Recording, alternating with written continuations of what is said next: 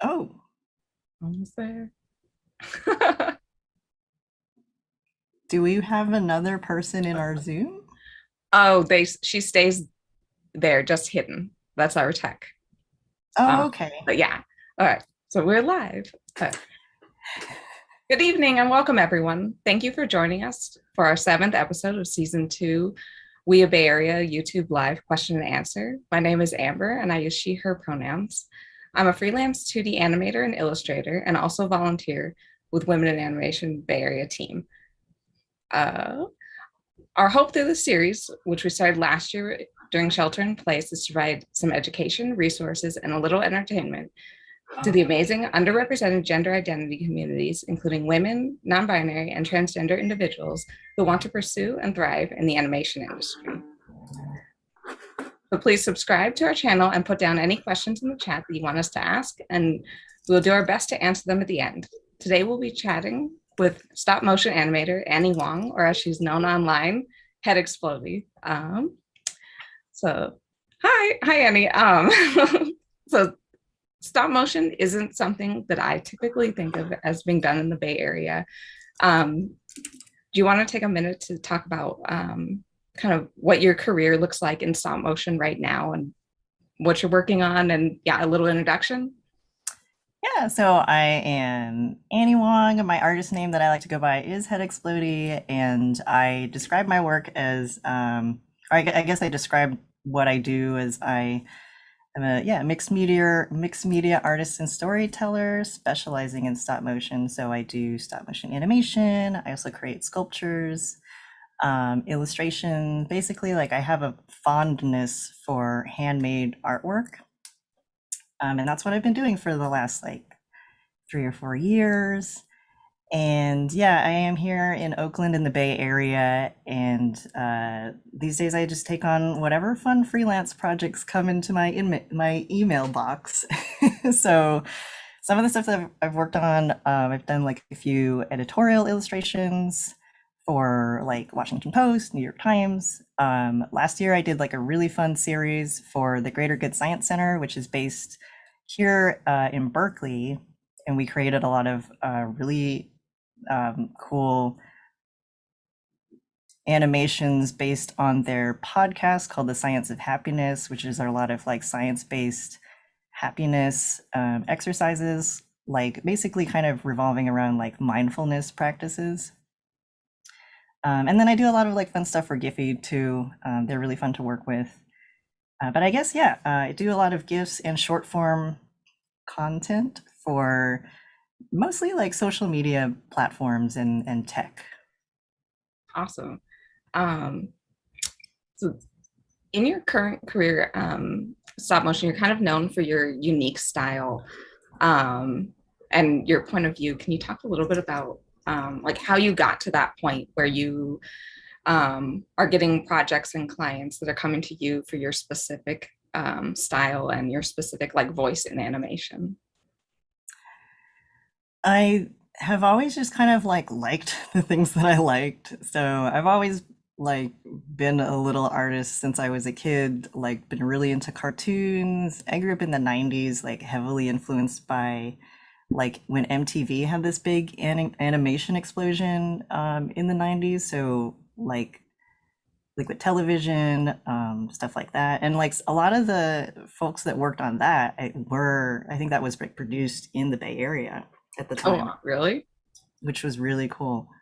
That Colossal Pictures, I don't think they exist anymore, but it was another time. It was before my time. But I love that kind of like weird mixed media animation stuff. So that's just kind of like what I've always made, like even in high school, just like doodling, drawing, trying to like make things. So I also went to school to study various kinds of mixed media art. And I think it's just kind of like through the process of being really, really stubborn about the things that I like. And even if it's like a super niche craft like stop motion, it just brings me like a lot of joy to work on it. And I've tried doing like a little bit of like computer animation, and it just, wasn't really for me. Um, but I think it just kind of like naturally, for me, it naturally evolved just from doing like lots of stuff. I went to Academy of Art to study stop motion animation, and at that time that I was there, there were like social media platforms like Vine were really big. And I was kind of looking to some of the artists on Vine that were doing like stop motion and things like that. And it was like being able to just work on like 6-second animations made it a lot easier to like output like a high quantity. Totally. Through that high quantity, it was like I started to learn like, oh, I really like clay, or like I really like character, which was different because like in school we were kind of taught to work more in a short film format. So like my thesis project and like a lot of other people's thesis projects, it's like those are like maybe these 2 or 3 minute long short films that take like a year and a half or something to do. Yeah. Or six. Or like, Or six, yeah. exactly. But so I think like because I was interested in like the short form micro content, it allowed me to just constantly experiment and kind of land on the kind of thing that I'm doing now. Yeah. Were you working on the short form content like while you were in school at Academy of Art or I uh think I was starting to. I wasn't really like making like narrative things at that point. I think I was just kind of tinkering around with the tools, and yeah. uh, and that's always been something that's been fun for me too. My family that I grew up with, we've always been like a little bit techie. So I've always kind of liked gadgets and the internet. So as these different platforms kept on popping up, I would just kind of like hop on and like try it out. Let's try out Twitter, let's try out Instagram, let's try out Vine. Like now it's TikTok, which I haven't I haven't dabbled in yet. Yeah. But it was just like a fun excuse to like figure out how these different apps work and then see if I could create art that would like work on that app. Yeah, totally. And I think like I feel like sometimes the ask of art school to like jump from like learning to make animation or just like learning the skill to like now go make a 2 minute short is like a huge jump to make that like doing smaller experiments in the middle like you almost have to do it to like find your style and find what you actually enjoy doing because it's hard to like know what to commit a whole like 2 minute short to like right out of school or like right out of learning how to do it. Yeah, it's tricky, and I think, to the Academy's credit, they did encourage us to collaborate with other people and other departments when that was possible. Um, and I think like being in stop motion specifically was a really good learning experience to understand like how long animation takes. Because Yeah. it's like first you have to have the idea, then you have to storyboard it, then you have to build it, then you have to animate it, then you have to light it. And it's just like so overwhelming, like the amount that goes into the production. And I remember like my teacher Norm, shout out Norm, if you're listening, was he would always kind of like try to remind us, and I think this was true for the other professors as well, like maybe don't go for the super complex fantasy idea that you have. Because when you start to really break it down, it's like it's going to take forever. Yeah, totally. Yeah, I feel like that's advice I probably needed when I was starting in animation also. So is this something you saw yourself doing? Like when you started in school, was this career you're currently doing of like freelance and independent projects, was that something you saw yourself doing like when you started pursuing animation or started in school? No, I had no idea that I would end up doing what I'm doing now. And I I had so much like anxiety when I was in school of just like, I don't know what I'm doing. And like now I a little bit know more what I'm doing. But, like for example, some of these platforms didn't exist when I was in school. I think I just knew that I really wanted to upgrade my craft and I wanted to be surrounded by other people that were also doing that because that is just kind of a motivating thing when you're in an environment with other artists and you have teachers that have wisdom that they can share with you. So, and because I live in the Bay Area, I think my like original intention was like, I want to work at Pixar, of Yeah. course. But then when I, started to kind of like really get into stop motion, I was like, oh, okay, I guess I won't be doing that probably unless they decide to do that. But I've just kind of allowed like things to unfold and like kind of just whatever has come my way has helped to like organically shape the direction of my career.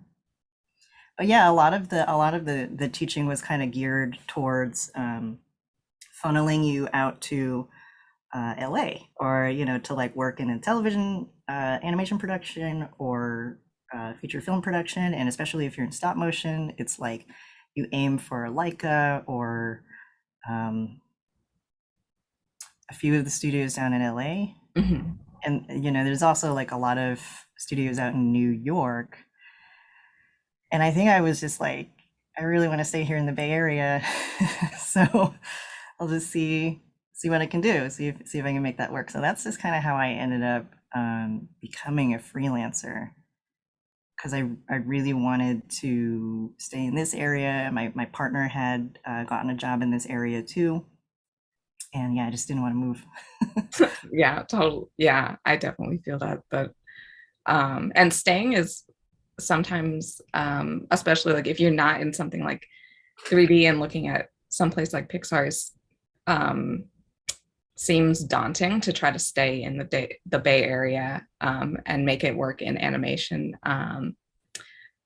How um, So I know we talked about a lot, when we met up previously, about transitioning into more of like an independent creator and independent artwork, for your career.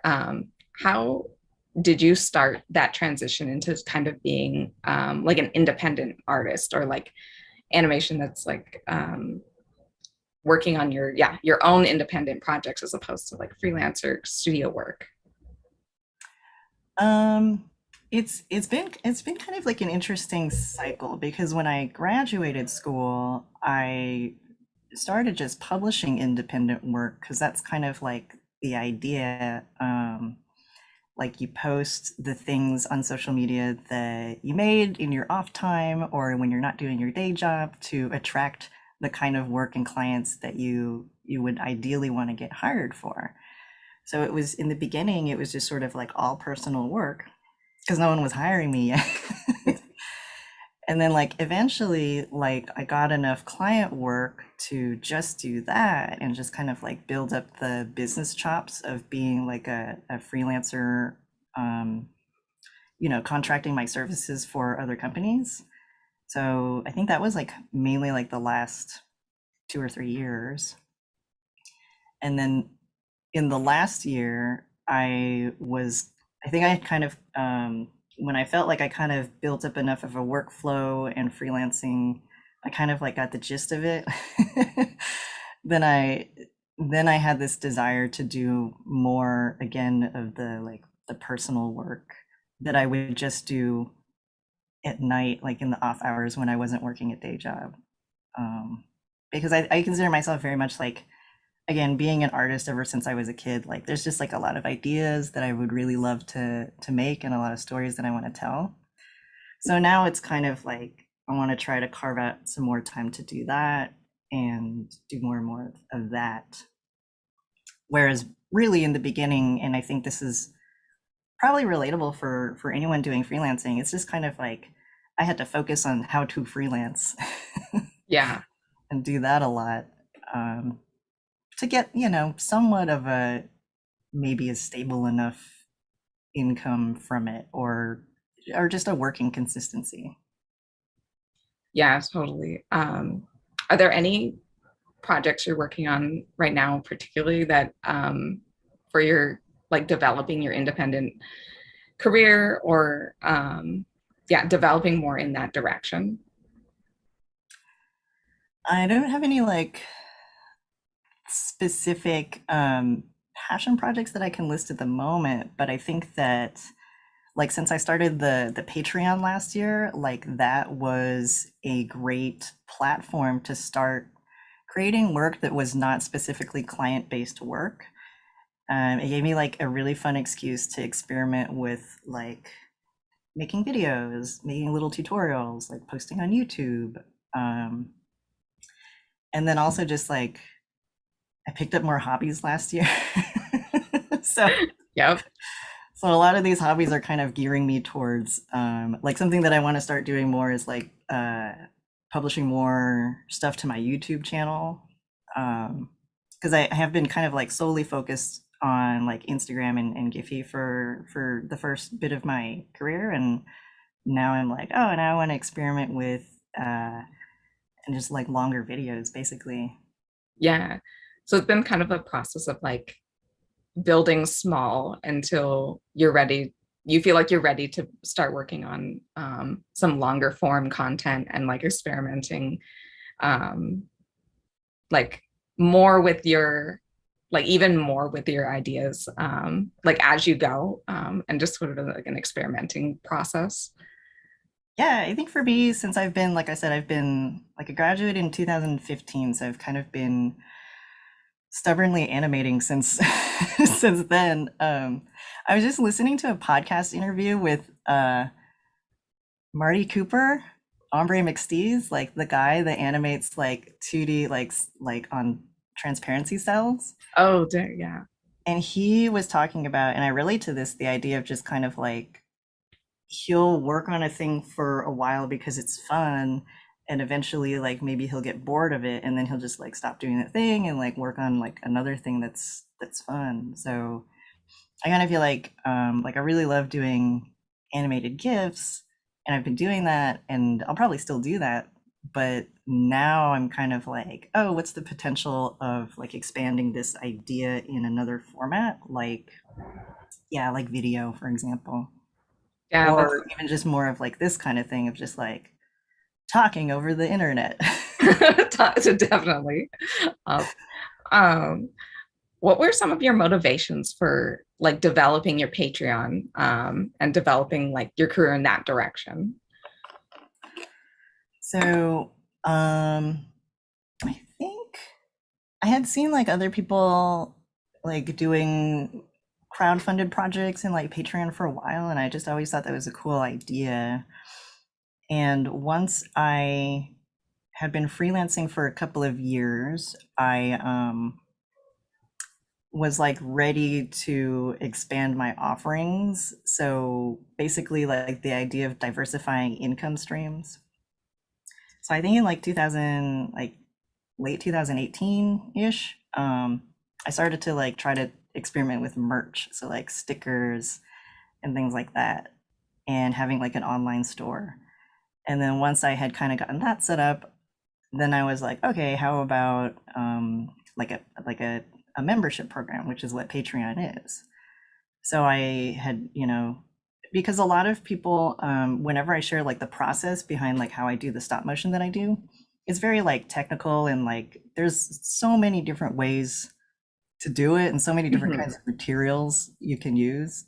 Uh, and I love learning about that from other people. And I do like sign up for other people's like Patreons or whatever to like learn.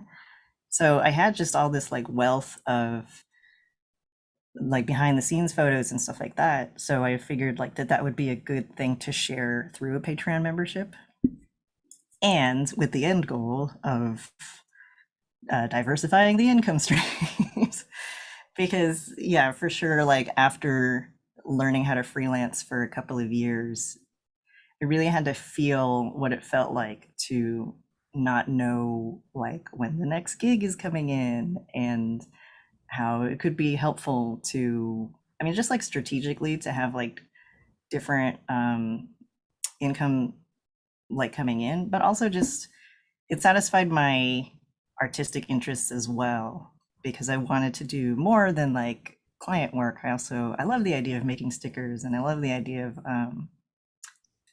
sharing behind the scenes, which has a little bit of like basically that's like educational content, so dabbling in that. So yeah, Patreon kind of ended up just being like a really accessible way for me to offer that, and it's been around for like a long time. So I think probably at this point people understand like what it is, and yeah. Yeah, definitely. I think now it's like fairly common, and I definitely like lurk on several people's Patreons waiting because I love the behind the scenes. And I think that's like the best part of it is to like really be able to get into like how people made some of these, like some of the projects, and like that you can also like kind of build your own stability in your freelance career through like your own projects and your own um, audience. And how did you know that you were ready to start developing a Patreon and like get the idea that like this might be something that would be successful, or like you have enough people that this is like that might come over to something like this? I guess it was a few things. I think like one thing was Patreon was changing a little bit of the platform and had offered a thing where, because you know it is a service, so they take like a percentage out of what you bring in, Mhm. and there was like a time period where they're like, okay, we're gonna make this change, so if anybody joins now, you can still lock in the original like Oh small yeah. percentage or whatever. And I was like, ooh, I don't have anything yet. I'm gonna sign up, and then maybe I'll work on it later. So there was that. I had kind of started to gain, a pretty like decent following on Instagram. So I was like, yeah, maybe there's enough people to follow me to this other place.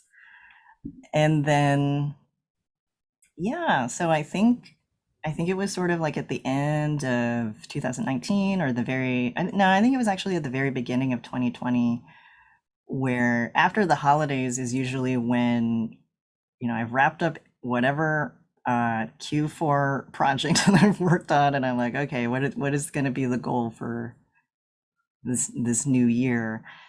And Patreon was one of those things. Um, and then there was the pandemic, and I was like, oh, I better do this now. Yeah.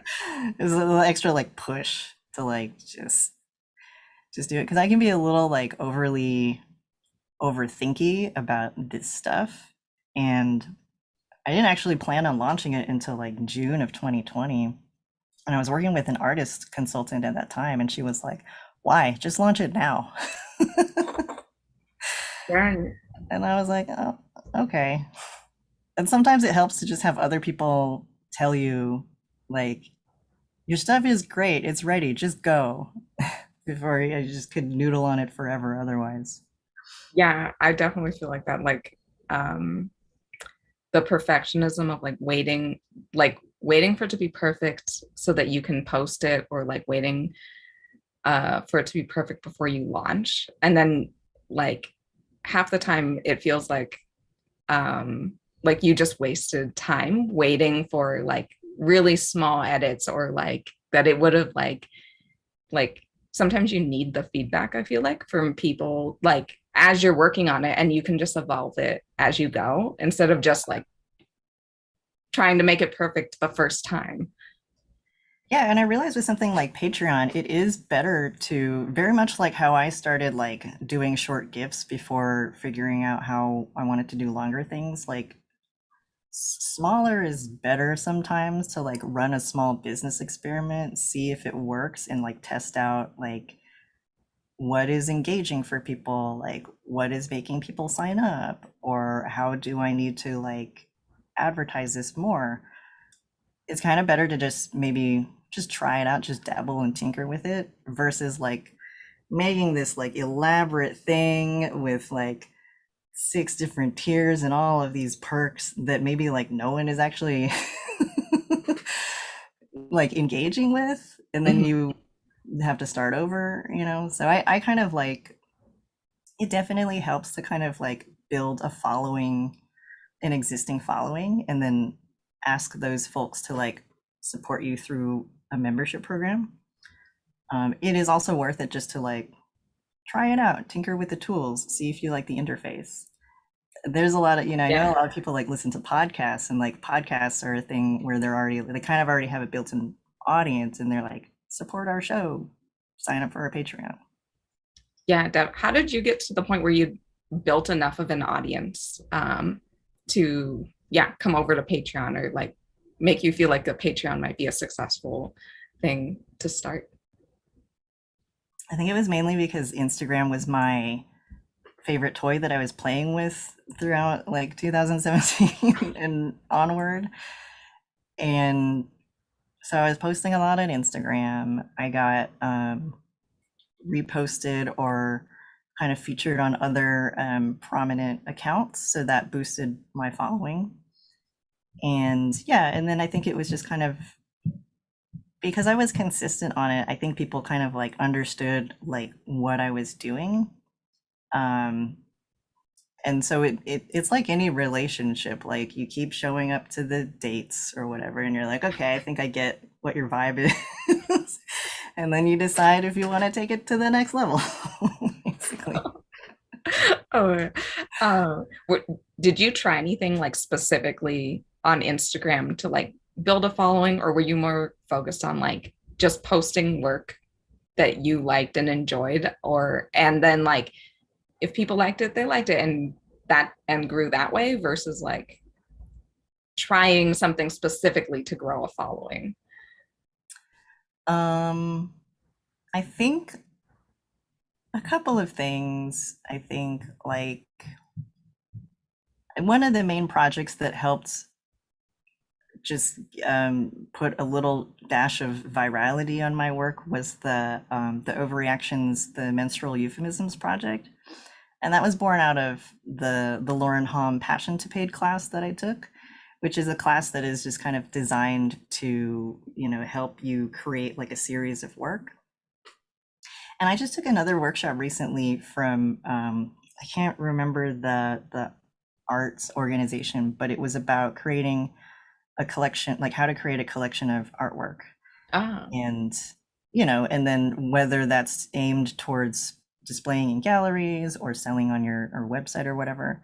But it's kind of like all the same principles. It's just kind of like it was easier to get attention with, like, I did 6 gifts. Some people do a series of like 10 images, or some people do the challenges like 36 days of type or 100 days of ukulele or whatever.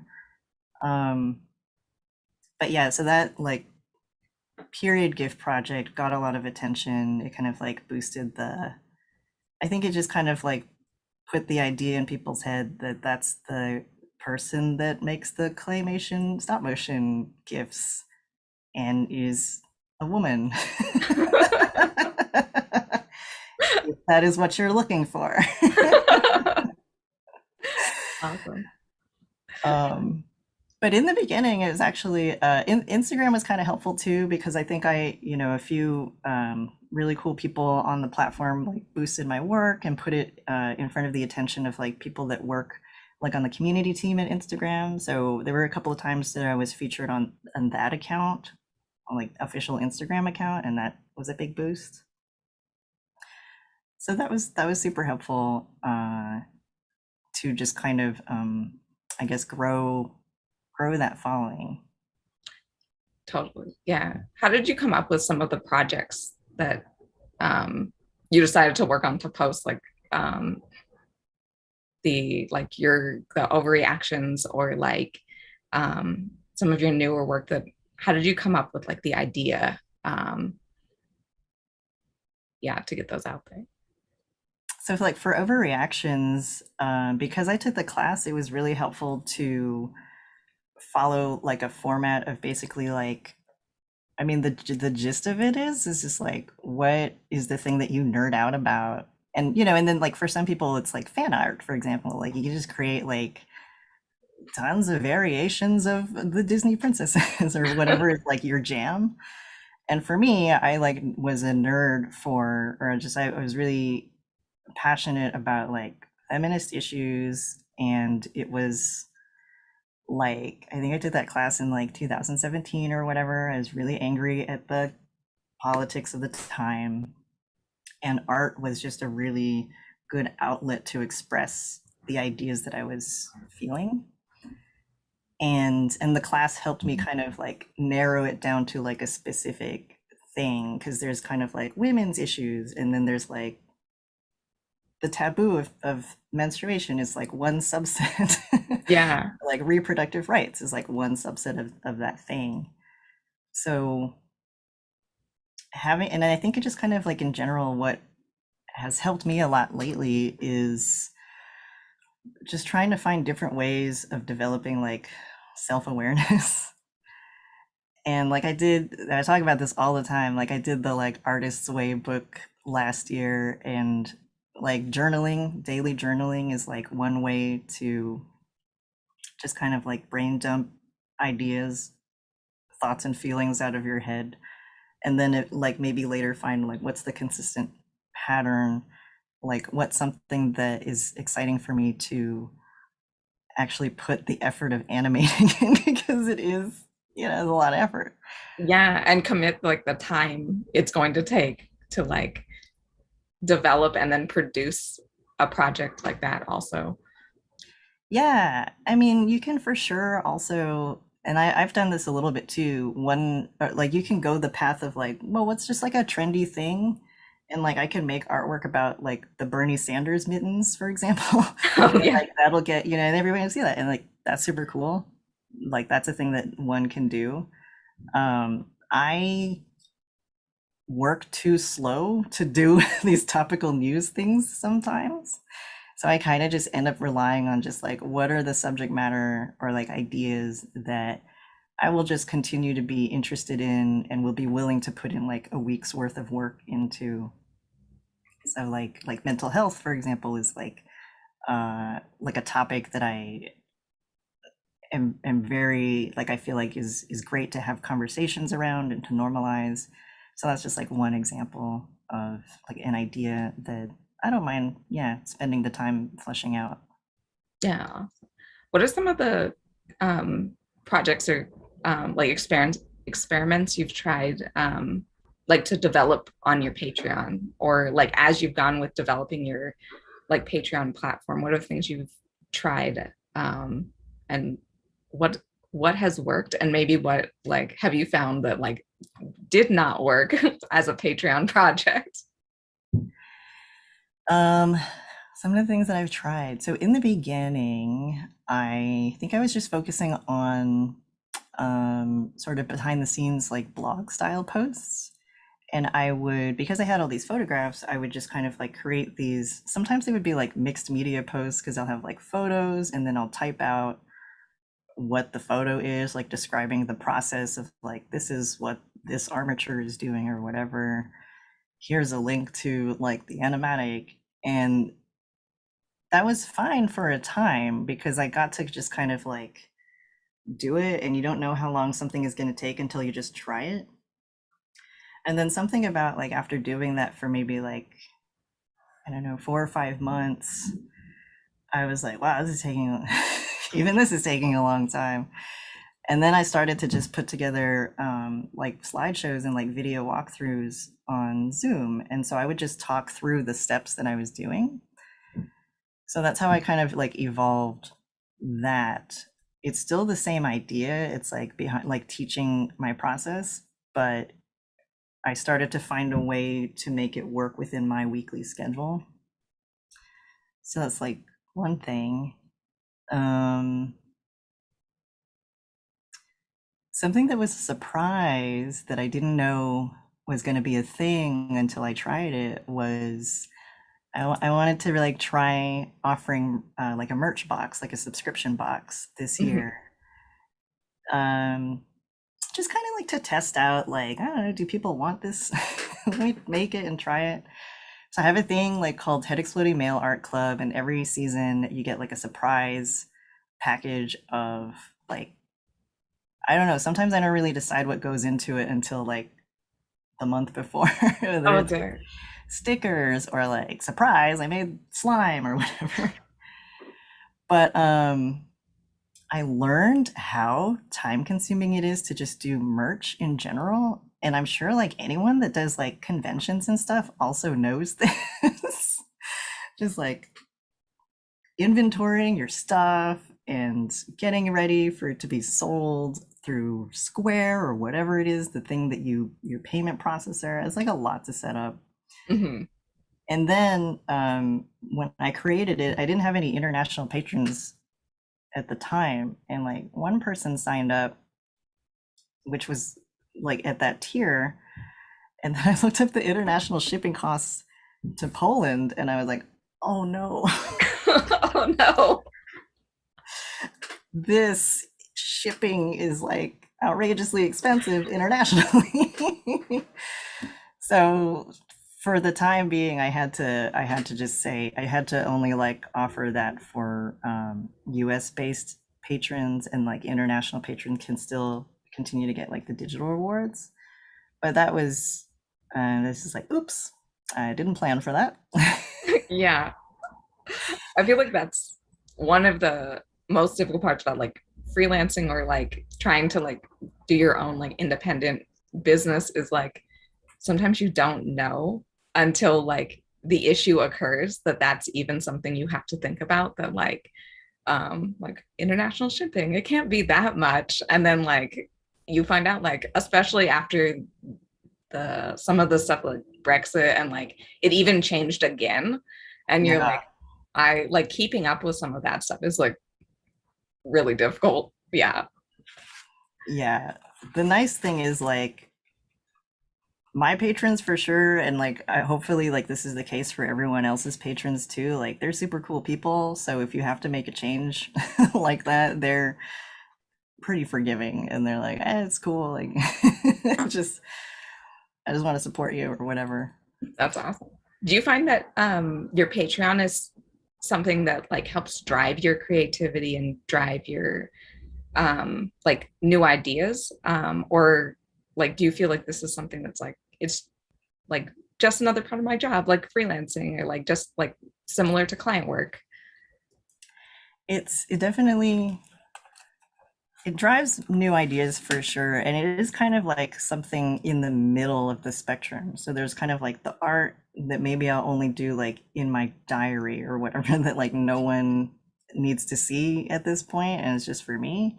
And then there's like the art that is like being commissioned by whatever company.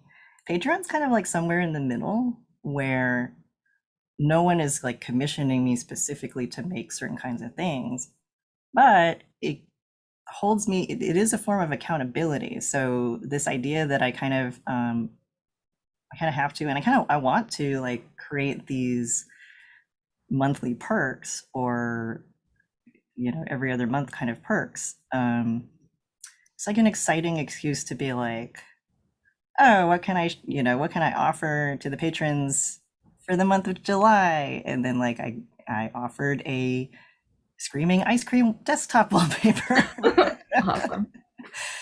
But what is like super awesome about Patreon is like it's kind of like I have my own group of people to ask feedback from, of just being like, what would you like to see? And then I'll see what I can do, like if I can actually do that. And like thankfully, like the things that they are interested in seeing are things that I can actually do. So like the wallpaper idea was as an idea suggested by a patron.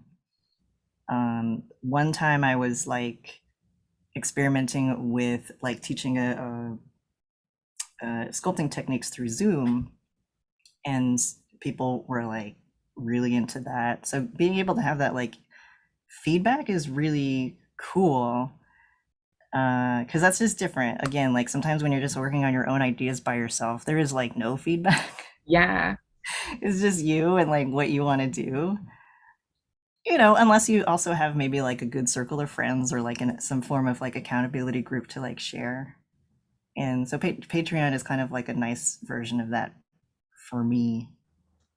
Yeah, definitely. That's like, I feel like that's something I've seen a lot more, even like publicly on YouTube. I'm recently started watching an artist that like has a project that over several videos has been like developing a deck of cards, but asks for feedback from the audience, like as he's going. And like it's like super interesting to watch and super interesting to see like what feedback he accepts and what feedback he takes and what he doesn't, or like sometimes it actually does make the piece like really like a lot better, or like an improvement that you're like, oh dang, I wouldn't have thought about that. And it all comes from like the YouTube audience of like just like feedback from like hundreds of people. It's yeah, super interesting process. Yeah, it helps. And definitely like kind of going through the the rigors of art school too helped for myself kind of train me to understand like what kinds of feedback is helpful and useful versus like feedback that's not. So yeah, that to your point of like interesting to see like what gets incorporated into the artwork. Because yeah, not you don't have to ask for feedback. You could just do like whatever you want. But for me, there's just something really fun. I think it's just because we're like socially wired humans. It's just something really fun about making something and seeing like how people react to it, if they like it, if they hate it, whatever. Totally.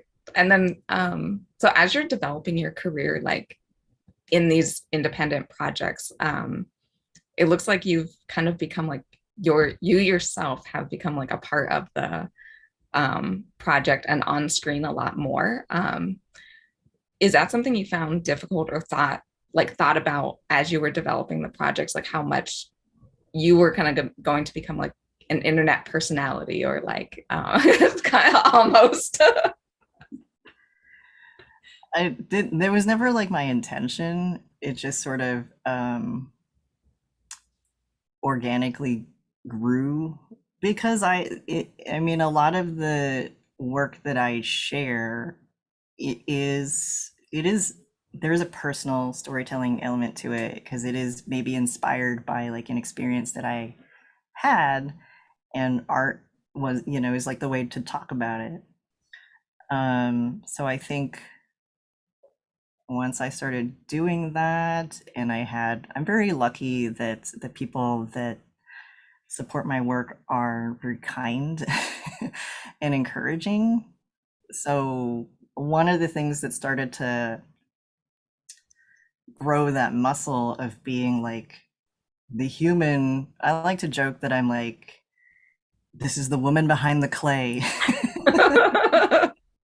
is when the local chapter of Creative Mornings like asked me to do a talk for Oakland Creative Mornings. And I was like terrified of it because I grew up very like shy and like I consider myself to be an introvert.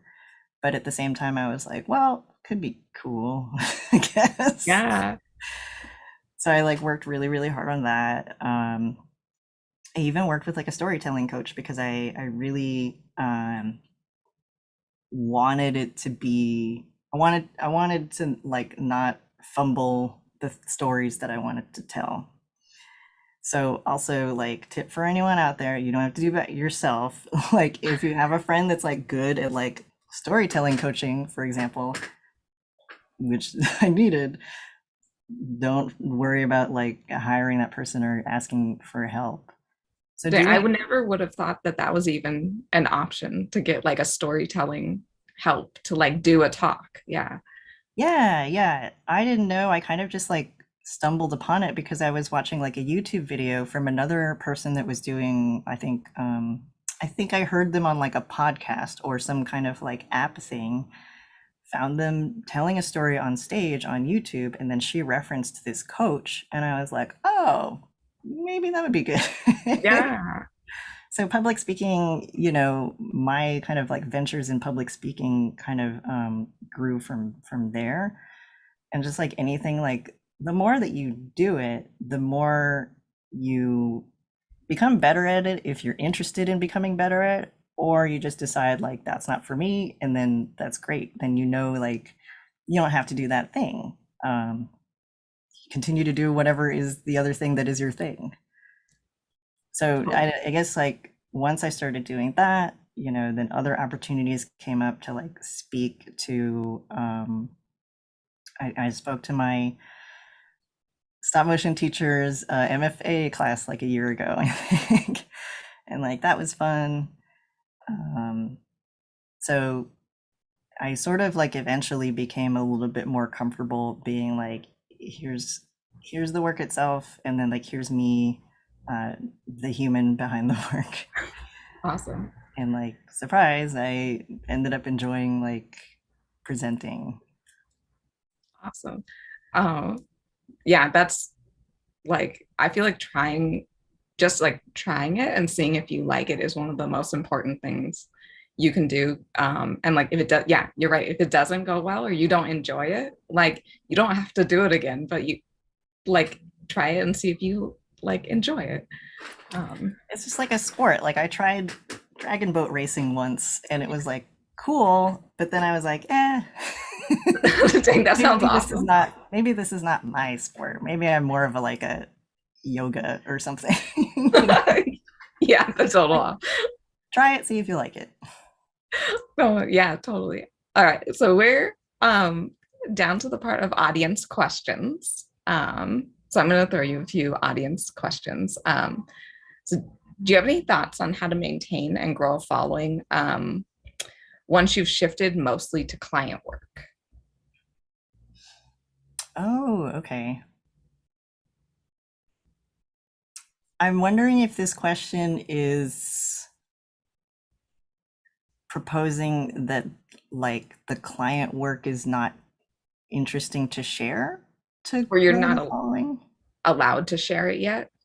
Because that's one of the Oh, things I run into a lot is it takes so long before you're allowed to share it that you're like, well, now like months have gone by and I haven't shared anything on my social media. good point. Good point. What I've started to do lately is repost old work. And what's I think in the beginning when I was doing like the Instagram grind, I felt like I got to make something new, I got to make something new, I got to make something new. And then also like doing some of those challenges like 30 days of blah blah blah, Inktober, blah blah blah. Kind of helped to do that. And so I have some of that like so then after a while you don't really have to make anything new anymore. You've built up like a body of work. You could even show the process because like people are really interested in process as well. So I think that helps. I think, in a way, like it almost doesn't matter what you post, which is like a weird quirk of the algorithm. Sometimes it's just kind of like about being consistent and staying true to your voice. Yeah, maybe if you start posting some like totally super far off random thing, it's hard to maintain that following.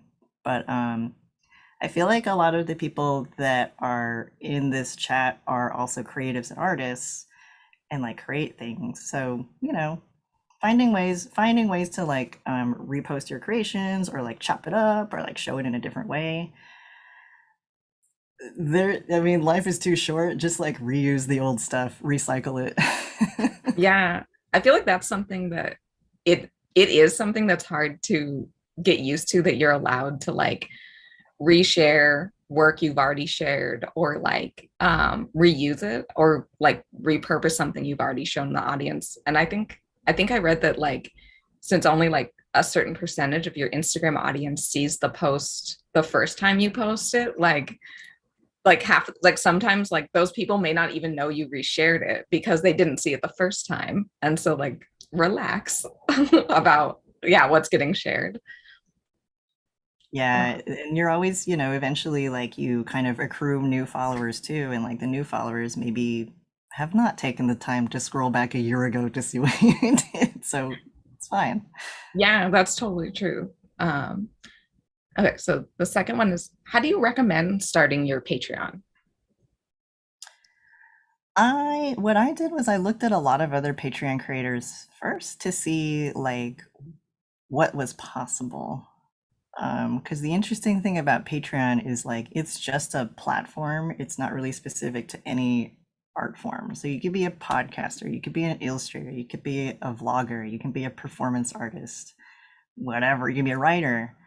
And so I would, I kind of just looked at other illustrators and artists and seeing like, just, kind of like get some ideas like maybe I could do that too. Maybe I could try offering um, prints and stickers. So Patreon also has like a really good, a lot of good articles about basically how to build it.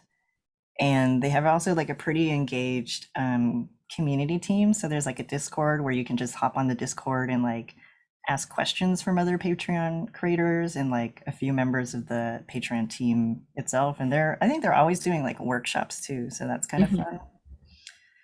So yeah, as far as starting one, yeah, kind of like check out what other people are doing if that's helpful to have reference, or just kind of like ask yourself like what do you have that you don't mind sharing through a membership platform? Like what can you offer, or like what are people interested in seeing from you? Because that's definitely like Patreon's not that different from any other like business entrepreneur venture. Like you kind of first have to figure out who your target audience is, which is really hard to do sometimes on like Instagram, for example, where it's just like everybody like putting out anything. But like that was helpful for me to start the Patreon. I do a thing on my Patreon where I have like an introduce yourself post, and it's like I introduce myself and then I ask if they would like to share how you found me, like your Instagram handle, if you want to share that, and a little bit about yourself.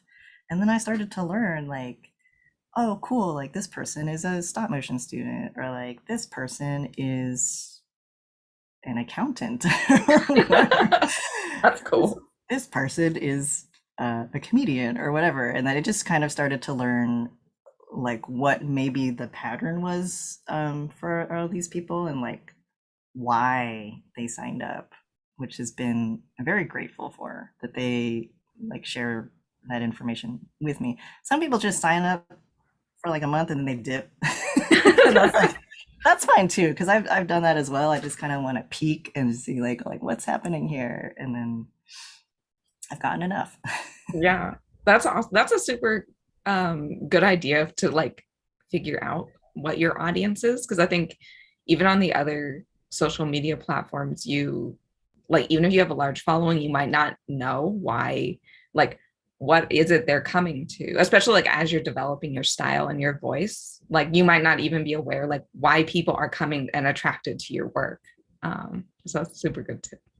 Yeah, the hardest thing for me as an artist that again kind of grew up as this like shy, introverted kid was having like a sense of like myself, and like I guess in business terms it would be like your brand or whatever. And eventually I think when I was able to open myself up a little bit more and kind of like overcome my own social anxiety, and like meet people, make friends with people, network with people, like other people like reflect back to you like the vibe you're giving off. So Yeah, totally. it was like informative, and it's kind of, and then I kind of started to learn like, oh good, they picked up on this, or oh no, they think I'm this. And like that's not the vibe I want to give off. So maybe I should like tweak that a little bit. Yeah, totally. So, I, how do you balance having enough creative energy for your client and your personal projects? It's hard. Yeah. No, it's really hard, like for real, and especially in the pandemic and just all of the wildness that's been happening in 2020 and 2021. My creative energy has is like gone way down. I had some time, I was able to take like some time off to just focus on, or just to say no to client work because I knew that it would just burn me out.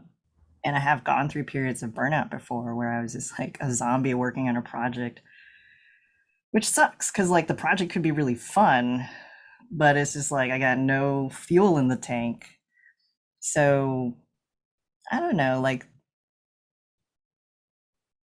I try to just assess what are the different things that I need, and sometimes I'll literally like write it out because like visualizing it makes it like real. So it's like sleep, social time, like meditation, whatever. And if these things are like things that are really important to me and like re-nourish me, then then yeah, I might have to just say no to a client project because it's running up too close to a deadline that I'm already like doing. And even though it would be like awesome to like get that income, I really want to meditate for a week or whatever it is like the thing is, or like hang out with my friends. Yeah. But yeah, one of the things that I'm trying to think about lately is like what are the different skills that I can offer that maybe aren't so taxing on my creativity. So like something that I'm looking into now is like teaching. Teaching is creative in kind of like a different way, but I'm not like being taxed with like come up with a new drawing every day or something like that. So I've been trying to take an assessment of like I don't know what else can I do Yeah. that people will pay for. Yeah. Maybe I'll just do that. And that's something like I've thought about a lot too, is like not every, you can't have all of your jobs and all your creative projects like using 100% of your creative energy because you'll Yeah. like run out too fast. And so it's like sometimes like it's okay that if you have a job that like pays but doesn't use like all of your creative energy to do it, so that you're like freeing up time to work on other projects that you also enjoy. Yeah, I'm gonna be really like glib about this and say like decide what you want to be like awesome at and decide what you want to be mediocre at. Yeah. And then just be like it's okay to like not do 120% for I don't know, this other thing because I need a little bit of that percentage to go into my personal project. Yeah. And if you're a perfectionist, your stuff's probably already awesome and like your 120% is like someone else's like I don't know, you went like way beyond. It's like really good already. Yeah. You didn't need to try that hard. Yeah, totally. And like that too, that you may not even be the best judge of your own work. Like, that like, yeah, maybe like you don't need 120% on every single project you do. It just sometimes it Yeah. just needs to be good enough. I was doing this animation recently that's like, it's just a GIF. It doesn't really, it's like these things get seen very quickly on the internet, probably on a smartphone. And I'm like, how do I really make this wiggle human like? And it wasn't even a human puppet. I have to just like check myself, like, it's not that important. Like, just make it acceptable to the client. And then, and if they say something, then they're like, maybe I can change it. But like, having an awareness of like, what is the point of this thing that I'm doing? Oh, it's just not even going to be seen by anyone or whatever, then it's fine. Yeah, totally. Um, so, so along those same lines, like when you have big deadlines, do you ever pause your Patreon for a bit, or have you ever had to do that? I haven't paused it like 100% paused it, which is a thing that you can do. But something that I have been experimenting with is just like playing with the cadence of how often I will do a thing. And so I do have like a couple of projects that I'm working on in like August through September. And I have been doing like monthly live streams every first Friday of the month. And I basically was like, yeah, not going to do it in September because I was just working on other stuff and no one has complained about it. Or yeah, there was another live stream that I had planned to do in March, but I was sick basically. And I was just like, sorry y'all, like this is gonna come out later, or this is gonna come out in a different format. And yeah, so far, like it's a nice negotiation. And I hear this a lot from other like Patreon creators that if you need to take some time off, usually people are fine. I definitely am fine as a patron of other creators when they're like, I'm going on vacation. Or like there's a lady that I follow that teaches piano lessons over Zoom, I think, through Oh, her Patreon. And I think she was basically like, y'all, I'm transitioning to like the kids are going back to school. This is a big transition. So, I'm just gonna like pause this certain perk. Probably no one complained about that. yeah. I think it's just about being transparent. Just like if you're running like a storefront business and just putting up a sign, being like on vacation or whatever, like be back. Like Yeah, here's what the deal is. yeah, totally. And it's almost like it feels like sometimes the patrons are like they're there for like your work and your content and like you as a person also, that like people who would pay for a Patreon, I feel like would be forgiving and like want you to have like a real life outside of Patreon, like outside of work, because they're like, yeah, they're for you as like a creator, which is like an interesting aspect of the platform, I feel like. Yeah, I feel like we're not used to it as like in the capitalist world of like you have to show up to your job and your boss and like, or I don't know, like that kind of thing. And hopefully your boss is cool and they're like, all right, well, we'll make some adjustments around your health. And like my patrons are like really nice bosses. That's good. I'm gonna turn on my light real quick because I Oh look yeah, like definitely. green. Starting to look kind of like Slimer from Oh Ghostbusters. no. This green light. Yeah, all right. Well, one last question. So what is your favorite stop motion projects that you've worked on? And any recommendations for the audience? Or I guess getting into stop motion, working in stop motion. So my favorite stop motion projects Yeah. and And, recommendations for and getting recommendations. Yeah. So two-parter. my favorite projects are when and I'm always grateful whenever this happens, but when the client commissions me to just uh, output my weird Headexplodie ideas. So usually like anything involving slime, I'm like delighted by. And because it's just something that I really loved as a kid and never would have thought I could make it be part of my job.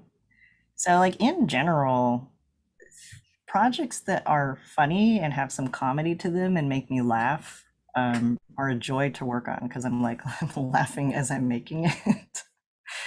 So I don't specifically have a favorite, but I don't know. Keep an eye on my Instagram because I think I'm going to be releasing a project soon with the client that is like the most recent thing that I've been making that like cracks me up. Awesome. Awesome. And tips for getting into it. Um, what's awesome about stop motion is like it's super accessible. Like are a lot of free apps that you can download on your smartphone. So I tend to just recommend like the free app that I used before I was able to invest in the fancy Dragon Frame app is Stop Motion Studio. So there's a free version of the app and there's the paid version. If you're just starting out, you don't need the paid version. So one of the exercises that I started with at AAU to just kind of like learn like stop frame animation is just animating toys. So in the class, the teacher just kind of like dumped out a bucket full of like shoes, like Legos, Happy Meal toys, like things like that. And then we set up the camera in front of it and just like literally just went through the process of like you take a picture and you move it, you take a picture and you move it. So if you're like totally new to stop motion and you just want to try it, like that's a fun thing to do. I'm hopefully like something that I want to do when I have time to, I'm not sure when I'll have time to, is to create like a little class that is basically this, like the totally like newbie to stop motion little like class or workshop of how to do that. And so that's, I would build from there. And then there are a lot of tutorials on YouTube that kind of get into the different aspects of it. Um, but I find it to be really playful. So if you could just kind of like play with it, then you'll kind of, I think, discover what you want to use the stop motion for, and then go in that direction. Because some people like really want to build a puppet and like do character animation. Some people just want to do product photography for their merch and do, like a flat lay and do like their thing kind of moving around. Um, some people like to work with paper, some people like to work with clay. So I think first just kind of like experiment with the tools, and then experiment with like what kind of materials you like to use within stop motion. And then you can kind of just like build from there. That's awesome. Yeah, that it always looks like magic to me. Like even knowing 2D animation, like especially watching yours with like the clay dripping off of stuff, that like to me, I'm like, it's like a nightmare. Like I can't even draw something correctly the first time, to like, what if you mess up in the middle? Like Oh yeah, the process is yeah. a magic. It like looks magic to me completely. Yeah, there's like years of study behind the magic thing, and it all starts with janky, clunky like animation. I was I'm an overthinker, so when I went into the craft, I felt like a fraud because I did not study like the principles of animation and like the nine old men and like all of the, like the gods of animation teaching. But again, like my teacher was really cool, and he was just like, just tell a story. Yeah. That's all you at the end of the day need to do. If you don't want to be like an animation god, like you don't have to. So I feel like yeah, some of my animation is just like super wonky, but sometimes that's like not the point for me to make it human, like super duper human like. Yeah, totally. And I think like the story, like telling a story and having that be the most important part. I think even if you want to be an animation god, that like if you lose track of that, everything is just like stiff and like yeah, the most important part really does need to be like telling a story. And sometimes like your technical part can come like as you like as that develops, and you can always gain like the technical skills later, but tell a good story. Yeah, yeah, Something that I will lean on sometimes, or certainly in the beginning, if I needed just an excuse to like make something, is I will make it like a gift. So I like back in the day when people used a lot of Facebook, and like people's, birthdays would pop up, and then you would like post on their Facebook wall like happy birthday. yeah, Like or certain holidays, I would just make like a cute little like short stop motion to be like, hey, happy New Year's, and like send it to my friends. So that's just kind of like a fun, it puts the pressure off of you to make something like awesome, because if you're making it a gift, you're like just kind of like doing something cute and nice for someone else. So if you need like an idea of like, what am I gonna animate, like make a gift for someone. yeah, yeah. That's a great idea. All right, so that was all of our audience questions, and we're a little bit over, but thank you so much. This was an awesome talk. I loved hearing about stop motion and your Patreon. Um, and yeah, thank you everyone for coming. And that's it. That's the end of our show. All Thanks for hanging out, everybody. Good night. right. Good night. Thank you.